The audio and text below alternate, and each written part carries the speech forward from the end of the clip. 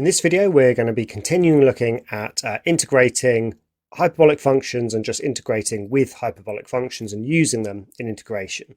So let's take a look at integrating tanh x. And it's definite, so we've got it between two limits.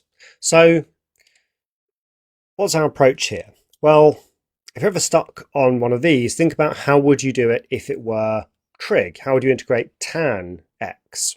Well, the integral of tan x involves recognizing that tan x is sine x over cos x, and then spotting that the top is a multiple of the derivative of the bottom. We're going to do the same thing here. So we're going to rethink tanh x as sine x over cos x.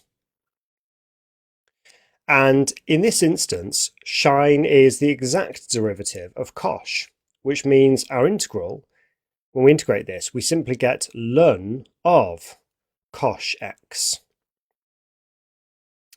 And that's between our limits of 0 and ln 2. So we need ln of cos ln 2 minus ln of cos 0. Okay, well, cos ln 2, if we work this out, we get e to the ln 2, which is 2, plus e to the minus ln 2, which is a half, divided by 2. And then here we've got ln, well, cos of 0 is 1. So that's ln of 5 over 4, so ln of 5 over 4 minus ln of 1, which is 0, and so that's our answer. So ln 5 over 4 is our answer there. Okay, how about this? So this is not one of our standard integrals. It's not something that's going to integrate directly to a hyperbolic function, but we can use a hyperbolic identity here to help solve this. So can you think of any hyperbolic identity of the form something squared plus something equals something else squared? That would be useful, because if 1 plus x squared after the substitution is done is equal to a single square, well, that would be really helpful. So what is it? Well, let's start with this one here. Cos squared x minus sine squared x equals 1. Well, adding sine squared x to both sides gets cos squared x is 1 plus sine squared x. And that's really helpful, because if we set x equal, well, I probably should have used u here. Go on, let's change that. If we set x equals sine u, we're going to get a really helpful substitution. So with that in place, we can say let x equal sine u. So dx by du is cos u. And that's going to be enough. So that's the integral of the square root of 1 plus sine squared u.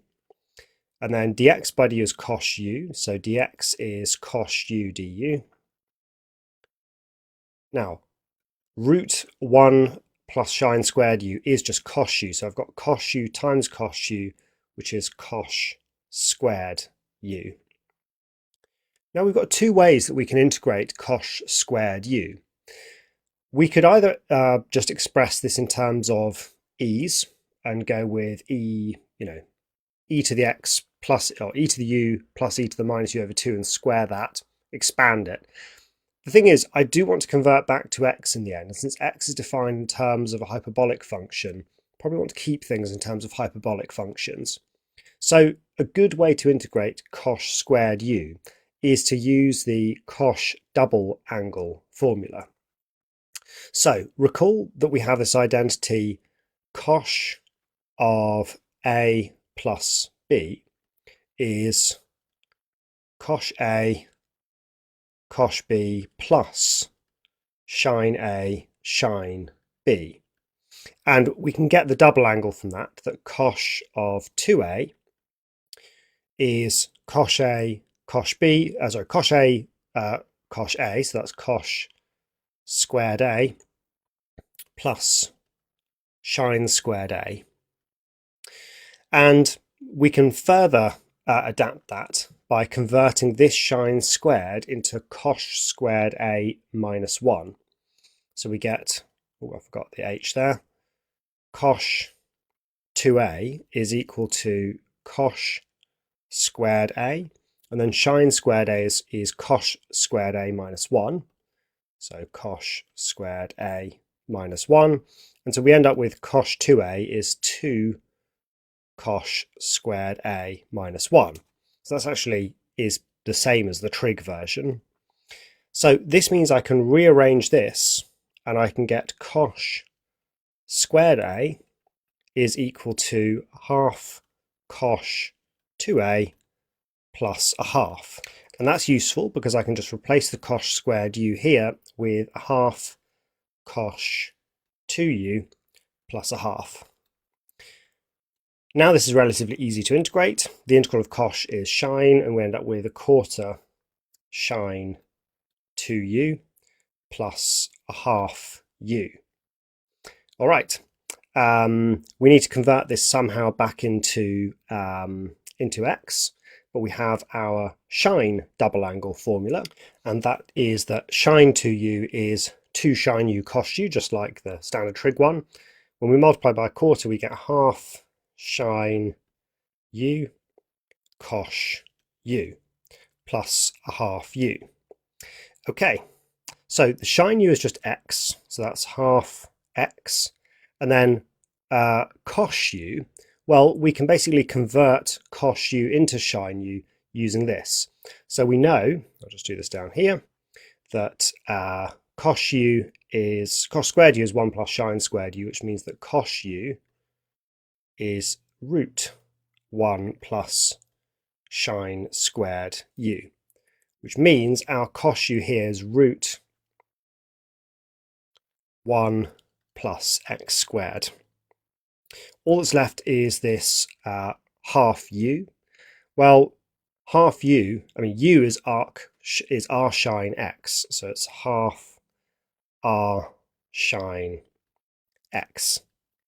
Now we could of course convert that r sine x into its Lun form if we wanted. That would be fine, but this is okay as well. So it's quite nice to see how we can use a hyperbolic substitution to simplify what would otherwise be quite a tricky integral. Eagle-eyed among you would notice that we could actually do this with trig, and we could actually use, and I'll leave this as an exercise for you to try, we could use the substitution 1 plus tan squared u equals sec squared u. So you might want to have a go at using that substitution on this and see if you get the same answer. Obviously it's not going to have that r sine x, but if you convert that into the logarithmic form, you hopefully should be able to end up with the same answer using this one as well. So do have a go at that. Okay, let's have a go at this one now. So find the volume of the solid generated when f of x is rotated 360 degrees about the x-axis between x equals 1 and 2. Okay, so we've got a volume of revolutions problem here.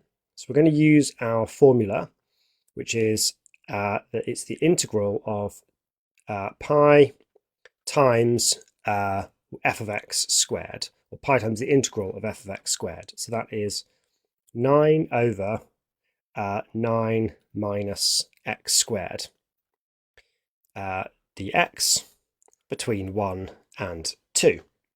Now a quick look at what you get in your formula book.